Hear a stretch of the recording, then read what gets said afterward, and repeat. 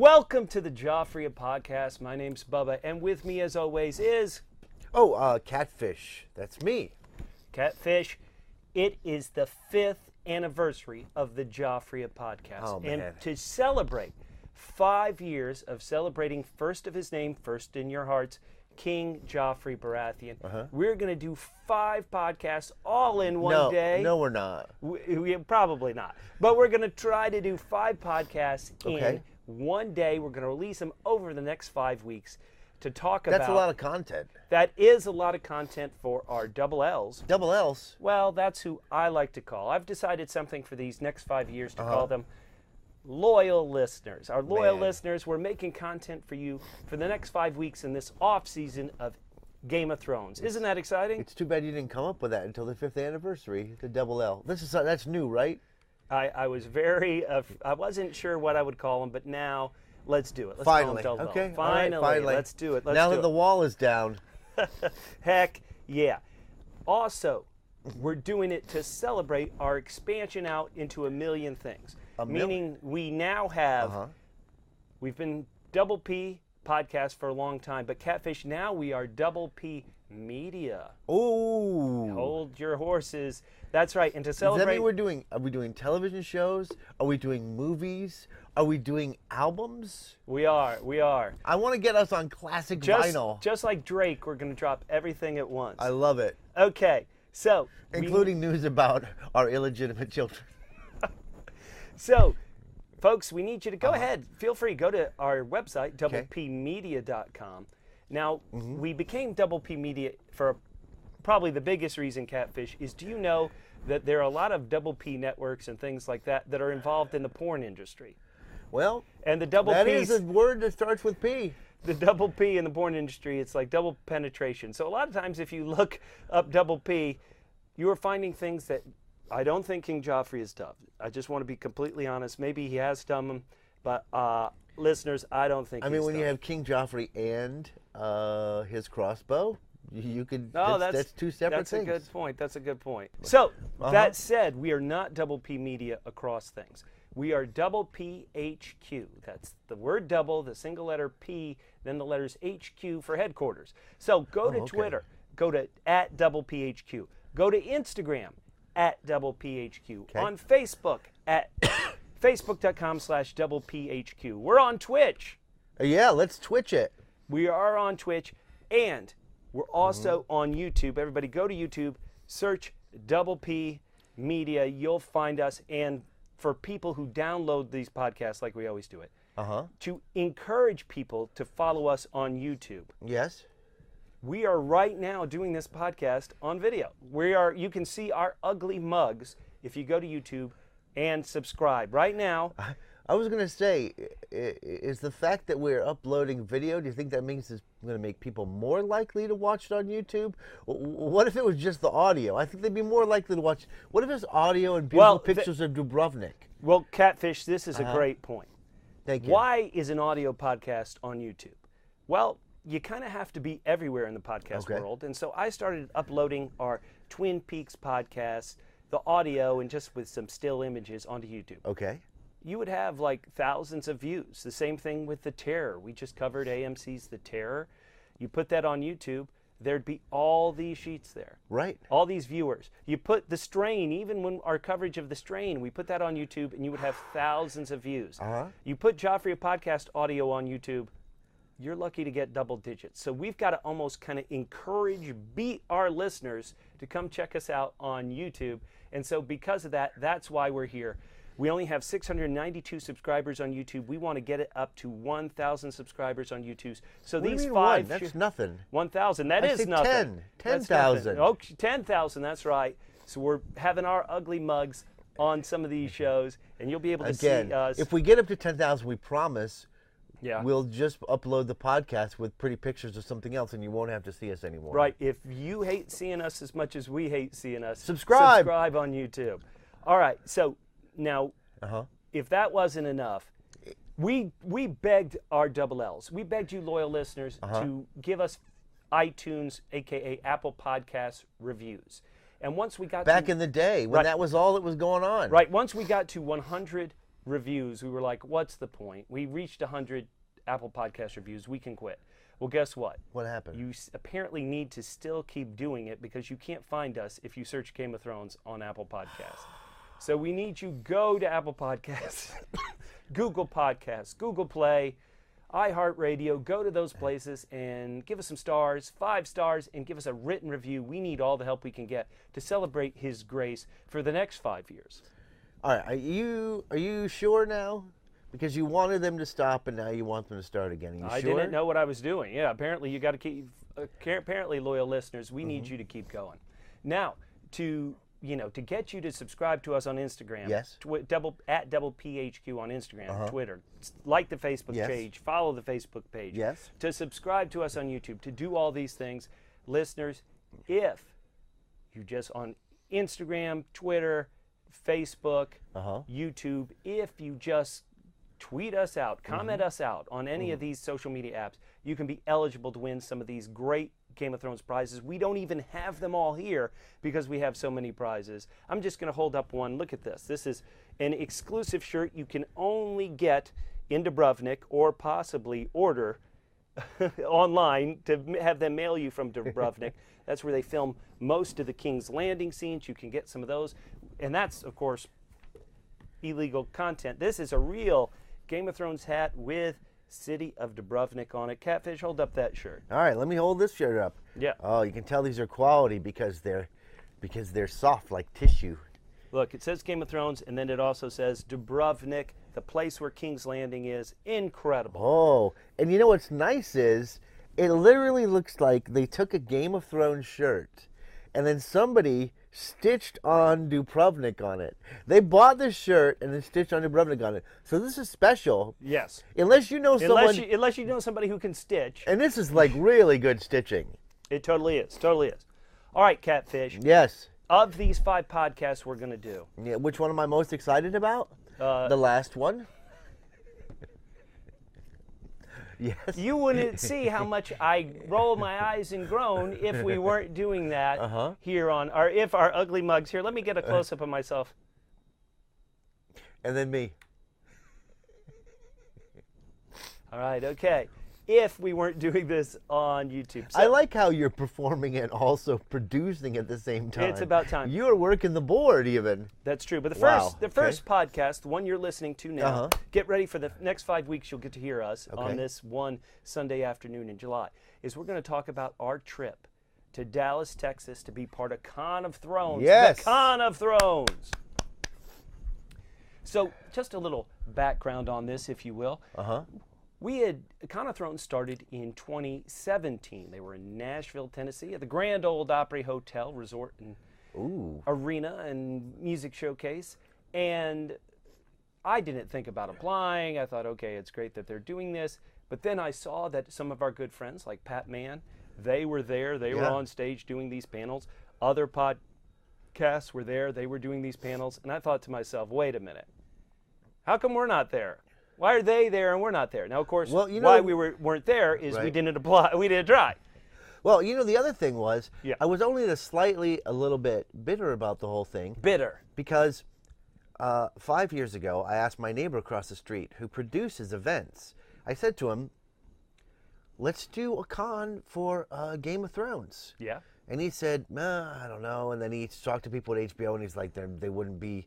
You couldn't be like official in any way, and it just kind of got dropped. It's clearly a lot of work, so that was why I was a little bit of the first time, because it was my idea, and then I quit on it. Okay, well, luckily our good friends at Mischief Manage, they decided to throw this con, so they were going to have 2018 in deep in the heart of Dallas, Texas, and so I thought, well, we should go. You know, why do the other podcasts go and we don't get to go? We should go. So we talked about it kind of very briefly in December, and we had that podcast where we pitched our episode of Why Are You Still Alive? We were like, we could do this. You know, we recorded a podcast where we went through Game of Thrones season 7 characters who had survived all this point, and we're like, why are they still alive? Right. And it was an okay podcast, but it at least had the kernel of an idea. So I go through, fill out the forms. I'm like, hey, we want to do a panel. at Con of Thrones. I also submit some of our spin-off specials, some of our Joffrey POV chapters. I'm like, so oh, this good. could be a second thing we could do. And then you do not hear about it for months. You do not hear, it like goes months and you forget about it. It's like, okay, it's going to happen in May, but you assume, well, I guess they didn't select us because we didn't hear anything about it. Right, until I get a text from you saying, hey, guess what? Guess what, Catfish? We got accepted, and so... Yeah, and when was that? Do you remember? You were in Nashville. When were you in Nashville? Late March. So in late March, so a good 3 months later, they finally contact people. Right, and like 5 weeks before. 5 weeks, right, before you're supposed to go to the con, they're like, hey, you're accepted. But what's interesting, they also sent an email that said, your spin-off specials, no thank you very much. And we put a lot of work into the spin-off specials. I love the spin-off specials. They're the thing that I'm most proud of. I had renamed Why Are You Still Alive? I was like, it should be something like, because we should talk about characters who've died too. So I renamed this idea for a panel. I renamed it Defending Your Life after the great Albert Brooks movie. And they like that. And they say, okay, you're accepted. Right. And literally all it says is you're accepted. Resubmit all the information so we can have it for the program or whatever. And we do that, and then it feels like we don't hear from them for another 6 or 8 weeks. What was going on there? Well, another 3 or 4 weeks, because we were already 6 weeks out from it when we heard. We didn't know anything about the hotel. Didn't know. I didn't believe it because I didn't get an email until I got an email like a week and a half before when we'd already gotten the hotel room, because it was like, yeah, we had to start planning. We had to get going. So we reserve a hotel room there at the Dallas Hyatt Regency. And long story short, we didn't have much contact, but it was still a great time. It was a wonderful time. We missed the Friday programming. We flew over to Dallas an early Saturday morning. Right. And so now we're going to take you through this. For those of you who are listening to audio, we'll just try to describe these pictures as best as we can. The taxi takes us from the Dallas airport to the Dallas Hyatt Regency Hotel. We pull up outside of the hotel. There are these big pictures. Here's the White Walker right here. It says winter is coming. We know we're in the right place. Exactly.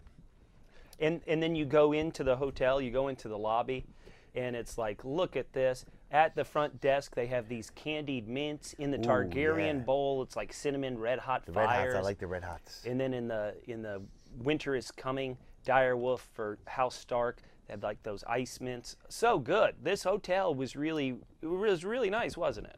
Oh, it was nice, but also there were some volleyball players around too. Yes, they were having. What was it? Do you remember? It was the national. It was some collegiate volleyball tournament. It was great. So it was. So we were ready. It was if we needed to do some, cast for Brienne all over again. We could have done it right there. And then we immediately, we go to our room, and of course, I got to cosplay up. We got to get ready to go. So I throw on my costume. Catfish, show everybody. Let's see it. Oh, let's see that. It looks there so we are. good. Look at us. Unlike now, where it's early in the morning and we look like death. There, it was also early in the morning for us because we were on LA time. Right. But we look a little bit better than death right there. Well, you certainly were well prepared. I was representing the Joffrey podcast. You look good. You were representing George R. R. Martin's industriousness as far as filling out his the next book.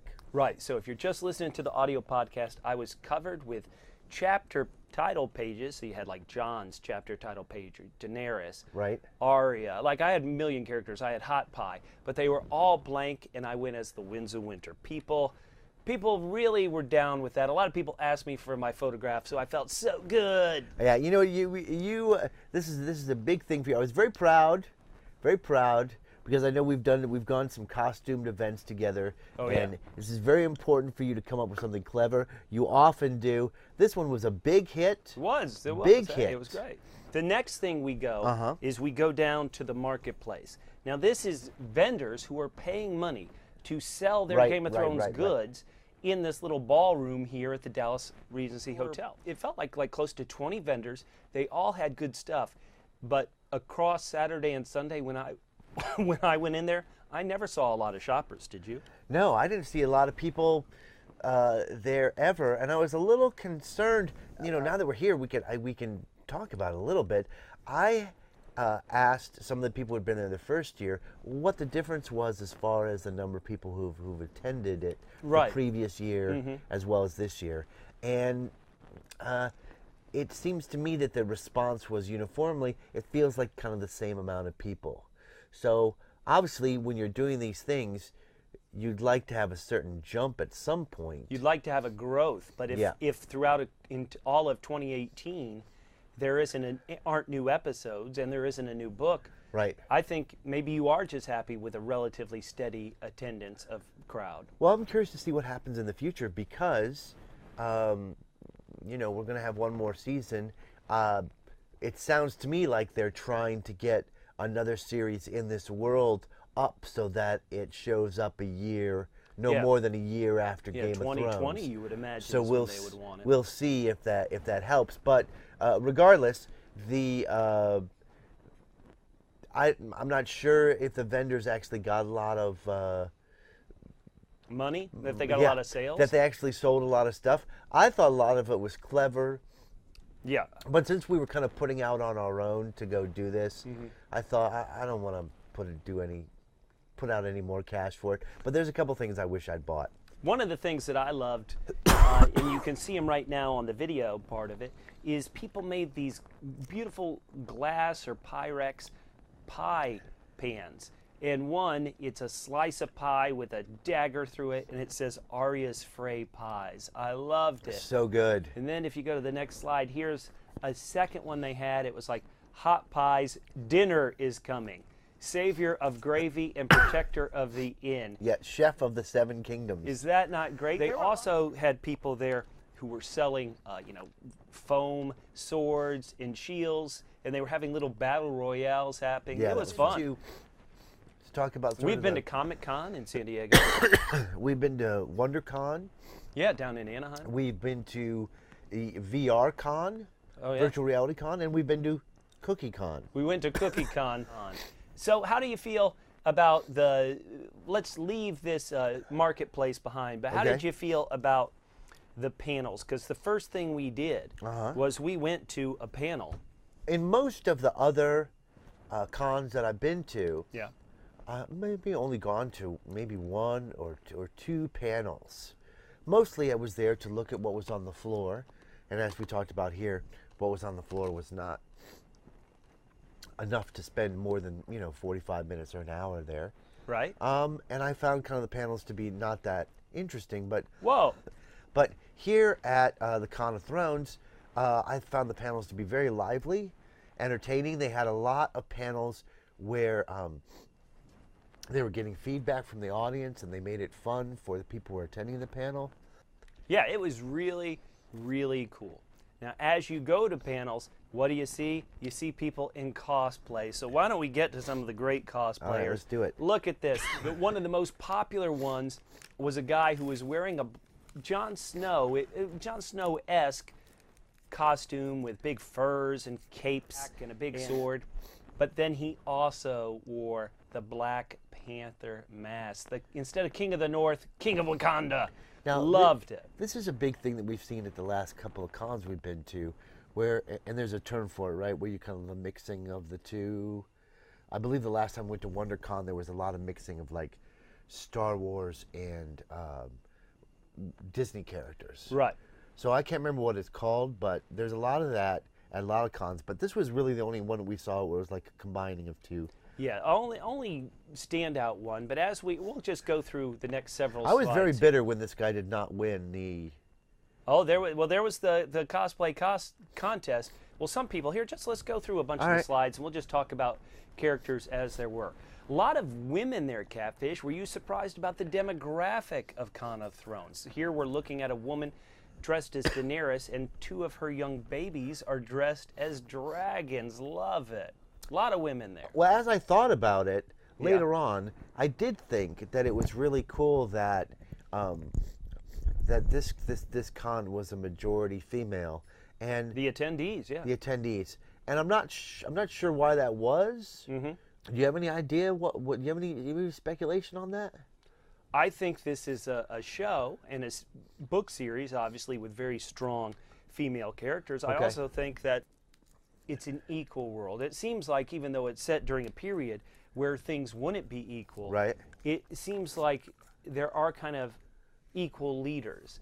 None of the women in this show, not even Sansa, who people can be very tough on, are the, oh, woe is me, come rescue me, right. Robin Hood. And so that strength probably appeals to a lot of people. We need our female double Ls to explain to us why Con of Thrones was so female heavy. I probably shouldn't even speak for some of the women. As we're talking, we're just seeing some of the incredible costumes. I mean, these people looked great. Oh, the Harpy, so good. Yeah, they had somebody dressed as a Harpy, a lot of Jaime and Cersei's, a lot of Sansa's, a lot of Daenerys's. Do you want to claim which character do you think had the most representation from costumes that people had? Oh, boy. It's definitely the Wall. There were definitely so many walls. No. There was one person who kind of should have won a contest who dressed as the Wall pre-Ice King, pre-Night King knocking it down. If I had to guess, I would say Jon Snow was the most represented, but there are only, like a handful, like maybe, 5 or 6 Jon Snows. There are just so many characters, and everybody wants to spread it around some. Do you remember any others that you really loved? Like, oh, this was so good. I did feel like there was a lot of Daenerys's. Okay, so Daenerys, the power couple, they were probably 1A and 1B. Yeah.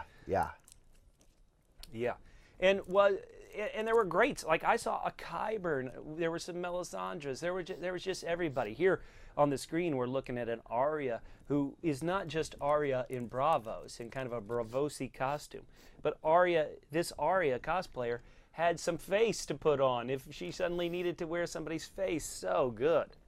We had people reaching deep. There were some, like Rhaegars. There were actually kind of a handful of Rhaegars, and if you go forward a slide, there were some Rhaegars who were, I would kind of say, who were combining things, and it was just like, holy smokes. There was only one Joffrey that I saw. Did you see any other Joffreys? That was kind of sad, don't you think? I mean, just like in the real world, how there could be no greater human being than Joffrey. Really, Joffrey can only have one true representation. Yeah, that's completely true. So here, what we see in this one, for those of you just listening to the audio podcast, there was somebody dressed as a dragon, but like after it had been turned into an ice dragon. I loved it.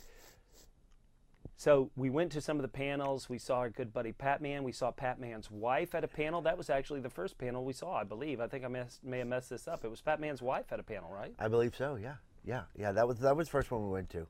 Lisa, she was great. Yeah, she was. We also saw a panel featuring some of the stars.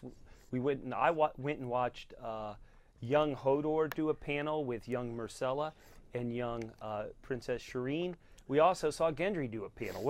Any of these actor panels that you especially loved, Catfish? Any insight that you loved?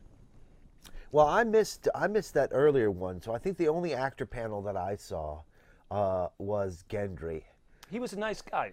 Joe Dempsey seemed like a very nice guy. Seemed like the kind of guy who would be fun to go have a pint with. You know what I mean? Yeah, absolutely. And I think they asked him. It was a nice mix between questions about the show, and then questions about kind of his personal life, how it's affected by the show, and stuff having to deal with the craziness of like people trying to find out information about Game of Thrones. So I thought it was a fun panel. And there was one spoiler. There were actually 2 spoilers in his answers, which I don't feel like we should go on now. I'm sure they're online. If you're the type of person who likes spoilers, go online and you'll find out 2 things he said. One was about a filming location, and kind of tied to that was one of the characters or actors who was with him. And it was like, oh, if you add A to B to C, you could learn something about season 8. I don't want to spoil too much, but okay. That's kind of what it was like. Any other? I just don't know if I could add A and B and get C. I'm having such a hard time. Do it. I have a hard time adding numbers. Forget adding letters. Do it, Catfish. Now, one of the other panels we went to we went to the spin-off series. And this was our buddy Patman talking about, this was before HBO announced they were going to spin off The Long Night. and the the original trouble with the White Walkers Right. is what they're explaining it to be. The Age of Heroes, they call it. And we went to a panel that was just a week early where people were pitching ideas for what spin-offs could be. And Pat Man did a great job on that panel. Pat Man ended up being on about just I know I can't add. Yeah, So A my plus number B may plus C. my number may be off, but I believe he was on 73 panels That's over a right. 3-day weekend. That's exactly right. Good work, Pat Man. Now, the best thing about going to Con of Thrones Yes. is running into double L's, running into people who Absolutely. have listened to us Absolutely. and heard the praise of King Joffrey, meeting people we talked to online the whole time. It was wonderful. Right now, let's bring up a slide of me with the truly wonderful Twitterer, where we got to hang out with Shakespeare of Thrones. Here she is. She dressed as a weirwood tree. Gosh, one of the most original, greatest costumes ever. She was just really cool to hang out with. Isn't it fun to meet some of these people like this, Catfish? It was so great. And now notice what she's holding, though. It's a little hard to see because there's so much going on. Explain it for the audio podcast. Okay, for the audio listeners, made these wonderful badges with the kind of redid the when you see the Joffrey podcast, Joffrey against the American flag, kind of redid that, sized it, and had some wonderful comments on the back, like I'm telling Mother. Oh, so good. So many people wanted to tell Mother about these badges. They loved Joffrey them is so much. my favorite husband. Oh, that's a good one. That's a good one. What was it? Do you remember some of your other favorite? Because there were a lot of sayings on the back that people just really, really loved. Crossbows don't kill people. Joffrey kills people. Oh, so good. I love so that good. one. That's a good one. I love that one. Joffrey and Jesus both start with a J. That's all you need to know. I can't remember the other ones. Oh, we had so many, and it was great handing them out. It was. Now, we don't have photos of all the great double L's we met, but Catfish, go to the next one. Let's go ahead and look at some of these great people that we got to hang out with. We got to hang out with Joffrey Podcast's father, Double M Matt Murdick. Was that incredible? Man. He came down just to hang with us and all the other fans of Matt's Game of Thrones audio blog in Dallas. He came down just to hang out with us. I mean, it was so cool. He's the OG. It was great. It was great to meet them. It was great to go out to dinner to the wrong restaurant with them. Oh, it was good. In fact, I'm going to play some audio from them. We want your longest long shot. Who is going to die? Who you think, oh, they won't suspect this person to die? Long shot death. Matt. Oh, God, I don't know, man. Podrick is a good one. Come on. shot. Let's hear it. I don't know. The Night King. Matt doesn't know the definition of a long shot. All right, that's fine enough. All right, long shot death. Arya. Oh, good one. That's a good one. That's a long shot. Long shot death? Long shot death? Sam Tarley. That's not longer than Pod. That is a long. Kill Pod. Pug is pretty much dead in the book right now. That's a wonderful long shot. I think that's good. You didn't read a Dance with Dragons, so you wouldn't know.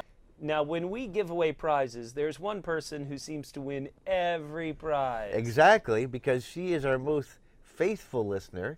And Very that is faithful. Holly Hunt Pants. Holly Hunt Pants was there, and she was having a blast. I'm saying that so many people were having fun. Seeing Holly with that big smile on her face as she was just living it up. It was so cool seeing her there. It was great. It's great to see her after all the great feedback she's given us. It was just fun to hang out and have a good time with these people that we have connected with and have, listened to us when they were the only ones who were listening. Right. Yeah, it was also people who we've given all our prizes to were like, Ollie, you actually exist. We're not just mailing these to nowhere, so that's good. We also had a bunch at our panel. Now wait, hold on, though. In this last there. picture, hold on. We also have, and we talked about him already, but this is the best picture so far. We have a Pat Man. Oh yeah, Pat Man. Let me tell you something. Pat Man and his wife. I talk to Pat Man all the time online. I'd never really had any online conversations with his wife. She's a rock star. This is awesome. She is great. She is great, and she was on a panel that was also very fascinating. The first one that we went to, But I have to say this for Pat, man, because Yeah. since he's the pro and was on 925 of the panels over this weekend, Right. I have to give him a gold star Gold for star. pitching us to everybody. Oh, he was. Whenever he Good. would introduce, we would say, this is Bubba and Catfish from the Joffrey podcast. You have to listen. It's a great thing. He was our biggest cheerleader there, and I have to thank him because he knows some heavy hitters there. He does. He knows all the heavy hitters. And He's he part of was- the Watchers on the Wall crew. He was very, very gracious to us, and for that I have to thank him so much. Right. Because he's a hefe over there. He's a Hefe? hefe. Yeah. Hefe? What do you He's mean a by hefe. that? He's like the big guy. He's a big kahuna over there. I'm just gonna keep using nicknames in different languages. Good. Okay. He's the padre. If this were an audio podcast, it'd be so easy to edit that part out. But darn it, we're in video now. Watch us on YouTube, Twitch, Instagram TV. Who knows where else we are? Catfish. Yes. We also had a bunch of other fans there. We had Susan. We had Javike's fan bring his daughter there. We had some fans that, honest to God, who showed up for our panel, who I recognized, but I didn't get a chance to talk to. We're going to get to our panel last. We also had, quote unquote, other podcasting icon people like the Ringer people, the Binge Mode people. They were there. They were like, hey, let us get in on the Joffrey love. Everybody wants to rub a little bit of Joffrey on them. And so those Binge Moders were there. And so now let's just get to our panel. We're going to end this by talking about our panel there. Why don't you explain to everybody what the hell we did? All right. Well, fascinating. Again, as you said, you had the idea of instead of it was called Defending Your Life, but it was essentially we wanted to have a situation where we say, this character, there's a lot of complexity in the Game of Thrones world. Oh, yeah. It's not like everyone's a hero or a villain. There's a lot of gradations. People do a lot of things. Some people think Joffrey's a villain when we know that he's a hero because people face a lot of complex choices. Okay. So the idea was to present to an audience different characters, and then the original idea was that you and I would take one side or the other, and I would say this person should go to 7 heavens, and you would say this person should go to 7 hells, and we'd argue about it, right? And then the audience would vote on it. Sure. Well, what happened was we participated in a few panels where there was a lot of audience participation. Yeah, the great debates. Those are wonderful panels. And our buddies at the Storm of Spoilers host those. They're great panels. I mean, our original idea was we'll do a bunch and then we'll let the audience do like 2 or 3. Right. And so I was at one and you were at another, and I can't remember what happened, but I sent you a text and I said, we should only do a couple of these and let the audience do it. And you were like, yes. We came to the same conclusion separately. That people don't want to hear from our stupid faces. They hear us enough. So we did a couple of test ones. We had one set up that was going to be beautiful, but you blew the joke. Oh boy, you blew the setup too. You were supposed to be presenting as if you were the character. You didn't do that either. We had equal blow-ups at the beginning. All right. So that's a good point. I rocked you off your point. Sorry. So we did a few of them. And then what you'd also done was you printed up these beautiful, nice heads on sticks. So everybody had, when they were either attacking or defending someone, they could come up and get the stick. So what happened was we had a couple microphones on the side. You said to them, come up. If there's someone you see up here that you want to either defend or attack, come on up. And people came up en masse. Floods of people came up. It was great. What's interesting, though, is they grabbed almost every head. They didn't grab, like, Liza Aaron. They didn't grab Daenerys. No one wanted to grab and defend or attack Daenerys. It was insane. Yeah, it's funny. I thought it would be someone would grab someone up because they want, that they would be, that it would be on one side or the other. Like a bunch of people would grab because they wanted to attack, or a bunch of people would grab because they wanted to defend. Seemed like it was kind of even. No, it was even yeah, Steven. Like people would grab a head for either reason. So people would come up and they would just start talking, and then other people would contradict them in the audience. And we had, it was great. There was a lot of audience participation, and the most amazing thing was there were some shocking things that occurred because of this. You're being sent up to 7 heavens or down to 7 hells. And almost everybody had been defending characters. Yes. Until this one woman who had grabbed Sansa Stark. This woman had grabbed Sansa Stark, and I could tell she really wanted to come up. So I was like, you're next, you come up. And Catfish, you were wise. You were always asking them. I just assumed they wanted to defend, but you were like, do you want to defend or attack this character? And I'm like, come on, everybody wants to. She immediately goes, I want to attack. And she attacked Sansa Stark so brutally. So suddenly our job and the job of the audience is to defend. I say this with love. There wasn't enough defense from the audience, and I was kind of so rocked back, I had trouble defending Sansa. I was like, whoa. And so the audience would hold up these signs, 7 heavens or 7 hells. I think the next slide, Catfish, might show the things. Yeah, there it is. Let's go back to that 7 hells. So they could hold up that 7 hells sign to let us know where the character should go. And look at this. This is the crowd. For those of you on audio podcasts, this is the crowd holding up. Everybody said Sansa to 7 hells. What the hell's going on? And this is just one half of the audience. Now, the other half, if you go to the next slide, the other half of the audience was more measured in their response. But holy smokes, Catfish, what is going on? Well, I mean, that was one thing. Yeah. I can understand. That was tough. But what happened, oh, yeah. We'll get to it. besides that, was the biggest thing. Somebody stands up and holds the picture of the Night King up. He held him up. He said, I want to defend this character. And if everybody gets a chance to be defended, we're like, go for it, buddy. And we're all laughing because, like, how is this going to work out? This is going to be great. Great to see this person try to defend this evil ice zombie.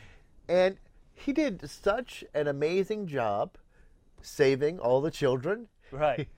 Right, saving Castor's kids, Yeah. giving them a home after they've been kicked out of Castor's Keep.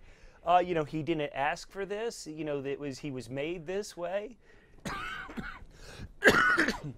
It was so impassioned. You know, passion has to be a big part of it. It was so impassioned that when it came time to vote, I knew which way it was going to go. Didn't you know which way it was going to go? I mean, there was no other way it could go because I was just laughing my ass off. So we went to the crowd. Are you going to send the Night King? You're going to send him up to 7 heavens or where he belongs, down to 7 hells? Where did everybody send him, Catfish? Oh, they sent him to 7 heavens. Can It you was believe almost this? unanimous. Oh my God, is that crazy? And how is that possible? it was so much fun that somebody actually tweeted about it and said that the most fun they had on a panel was our panel because Sansa got sent to hell and the Night King got sent to heaven. Oh my Lord, is that crazy? Also, I should point out there are a bunch of volunteers who are there working at all these rooms trying to make sure the flow works. And the volunteers really got into our panel too. They were like, "Hey, yeah, I want to vote." It was a great time had by all. I got to be honest. I knew that we were going to have some loyal listeners there. Yeah, double L's. And so we I did. knew we Once were going to again, have 5 or 6 people at our panel. And I couldn't be sure that we would have any more than that. No way to know. But we had at least 100 people, both sides of those rooms. We had at least 100 people at our panel. Yeah, we were pretty close to darn 100. People would come in and out. It's a convention. You want to, pop your head in and look And around. the next day, somebody said to me, I didn't see the whole thing, but I popped my head in, and that was so much fun. Yeah. And so I think it was a success. I was very afraid we were going to spend all this time, go out to Dallas, and we'd have 7 people in the room, and it was just going to be us doing our shtick again. I know. I was so afraid. Every time we'd meet somebody, I'd say, come to our panel. Come to our panel. Please come to our panel. Yeah. People would come, want to take photos with my cosplay as the Winds of Winter unfinished. And I as I'm taking the photo, I'm like, That's panel tomorrow. That's right. You were the draw, and then I was the one having to sell them. Oh, man. It was a blast. I'm so glad we went. Hopefully, we'll be able to go in 2019. It'd be a blast. Well, I was trying to promote things too, so I was on brand throughout. Oh, yeah, no, you were very good. Throughout the entire. They had another one of those ones where people participated. Well, there were 2 that I'm gonna ask you to talk about, Catfish. Okay. So our good friends at the Storm of Spoilers, they were having one of their great debate panels, and it was about the most misunderstood. Misunderstood or abused? What was it? Most abused character, most misunderstood, whatever it was. Yeah, it was something like that. Most maltreated character, either by the show or the book or George R. R. Martin or something like that. And a lot of people were naming things that didn't make any sense. But Catfish, you went up there and you told them the truth. Well, of course, I had to tell them about that it was Joffrey. The most maltreated character. Well, yeah, I mean, listen, all the things that happened to him. You know, he, you've talked about it before. I have. That he basically was taking care of the feral cat situation. They were just running around King's Landing, Joffrey. TCB, baby. You know, he was a moral guy. Right. He took it upon himself also to sort of thin out the prostitute problem at King's Landing. He did. And also, we know that, listen, it's foolish when you're the ruler of a country and there's a battle. Yeah. You know, only the foolhardy are sort of in front where they're exposed to danger. The leader has to lead. If he's in the front lines and is killed by an arrow 5 seconds into the battle, who's going to lead him? He can't lead from the front. No. Also, like you said, there's arrows and trebuchets or whatever, so we can't lead from the back either. Unsafe. The back is unsafe. The only place that is safe Say it. is the sort of the basement. He led from the basement. He was down He there led from the basement. in the bunker, making sure S happened. So I said he was misunderstood because, you know, people give him all sorts of they give him a hard time. They think that he's not cool at all. a righteous, forthright, great leader. You also went to a panel where they were like, we're trying to get rid of the bad theories. There are a bunch of bad theories because these books aren't finished, the show isn't finished. What are some of the bad theories? And you were trying to promote the best theory. Like, we're going to keep a theory. My idea was this. Yeah. And we've talked about it on the show. So people who are longtime listeners know. But a lot of these people, you know, we have worked for 5 years to unstraighten, or to re-straighten the unstraightened sidewinders. We're untangling all the straighteners, getting them to follow his grace. Right. So what we've been talking about is, as everyone knows who's in the know, is that like leading from the basement, the only way to really survive and lead everybody is pretend you're dead, wait for the two forces to battle each other, and then pick off the survivors, and then you're in charge. So that was my theory about what's going to happen. And there was so much noise after you said that. Some people would call that noise laughter, but I would call it giggles of joy, knowing that His grace was coming back and going to save everybody. It was really just kind of a recognition. You know, when you hear something you never heard before and you're like, my God, that makes so much sense. Yeah. It's like a flood of relief that goes through your body. And that's what happened. Also, I would say at that point, I had gotten a reputation because, like you, I was trying to pimp Joffrey the whole time because I was like, we do not need to have only 6 people at our panel. So all the time I was pimping Joffrey, handing out all the badges, all the time, talking to everybody, including, and Pat Man had already pimped us to the woman who was moderating this panel. So when I got up for the theories, I stepped up to the microphone and she said, "Is this about Joffrey?" That's what she wanted it. She wanted it to be about Joffrey. She didn't want to be disappointed. That's our good friend Joanna Robinson at the Storm of Spoilers. Yeah. And fun time for all. She was right. It was about Joffrey, and it was a good one. Now, is there anything else, Catfish, that you would change if 5 years ago, with you and your buddy, is that Max across the street, had started a Game of Thrones convention? Ooh. Well, one of my ideas was that for us to be able to really get people to come, that we need to have something from the show. For example, like costumes or swords or something like that, where we actually had stuff that you couldn't see anywhere else. Now, in the meantime, they actually have toured that. Right, they're touring that now. Well, basically, all my ideas have been stolen. These thieves, these evil, evil thieves, watch your back. Catfish coming. The other thing Double I thought C. was, you could do, kind of would be fun, and they could still do this. It's just a small thing. Someone's come up with the Dothraki language, or someone, in addition to that, people probably have studied it. It would be fun to do a little Dothraki language training session. Dothraki 101. That's real Dothraki. I would say the Dothraki pickup club. You try to pick up ladies dropping Dothraki, but that's just because I'm. There was some training with Silvio. Oh yeah, Sirio Farrell, the actor Milo, and I always say I won't try to pronounce his last name. The actor who played Sirio Farrell in season 1, he was there. Yeah. He did some sword play lessons. We didn't get a chance to do that. We didn't get a chance to do half the wonderful things at this wonderful convention. But let me say that presenting there and being there as part of the panel, it was just great. I loved it, and I feel like we're going to have to do some version of audience participation again and pull it into our podcast. Listeners, when we keep asking you guys for feedback, it's because you guys bring so much to the podcast, and that's why we ask it. We say go to our new areas for audience interactivity. That means Double PHQ for headquarter. Double P headquarter on Twitter, Instagram, Facebook.com/DoublePHQ. Find us on Twitch at Double PHQ. On YouTube, sadly, you just got to search for Double P Podcast or Double P Media. We'll pop up there. Jeez. I know. That's just.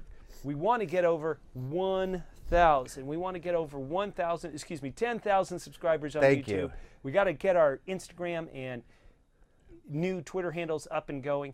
And this is going to be the end of the very first of the 5 we're going to record in one day. This is incredible. We've just done one podcast, Catfish. How do you feel? Oh, my God. He's excited for the 4 remaining podcasts. For everybody here at the Double P Media, my name's Bubba. You can find me individually on Twitter at Fit and Trim. That's FITTENTRIM. Fit and Trim on Twitter. And I'm Catfish. As always, you can hit me up at CJGman67. And in 1 week, you'll hear the podcast we're about to record 3 minutes from now on The Joffrey of Podcast.